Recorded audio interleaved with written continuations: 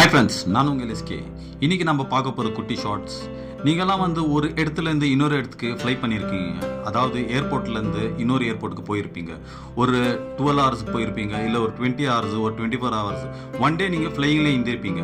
ஆனால் நிரந்தரமாகவே ஃப்ளோட்டிங்காக ஃப்ளை ஆகிற ஒரு ஏர்லைனை பற்றி நீங்கள் கேள்விப்பட்டிருக்கீங்களா? வாங்க பார்க்கலாம். இந்த ஸ்கை க்ரூஸ்ன்ற ஒரு கான்செப்ட் தான் இது. இது அஷிம் அல் கலின்ற ஒரு யூடியூபர், அதாவது இங்கிலீஷில் வாட் இஃப்ன்ற ஒரு சேனல் வச்சிருக்காரு. ஸோ இவரோட அனிமேட்டட் கான்செப்ட் தான் இது.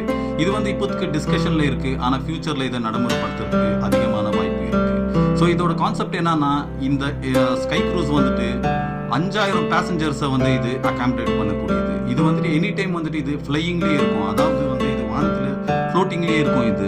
ஸோ நீங்கள் யோசிக்கலாம், ஸோ நம்ம எப்படி இதுக்கு ட்ராவல் பண்ணி போகிறதுன்ட்டு.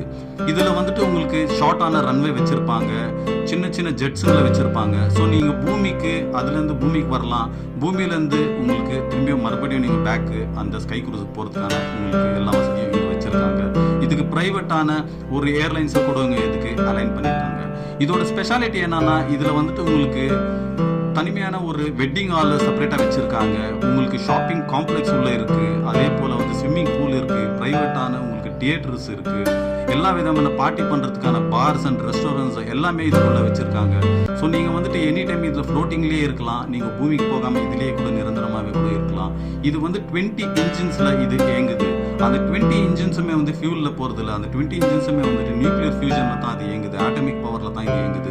ஸோ அதனால் அது உங்களுக்கு எந்த விதமான ஃபியூலும் இதுக்கு தேவைப்படாது. ஆனால் இது ஒரு லக்ஸூரியஸான ஒரு ஏர் க்ரூஸாக இருக்குது.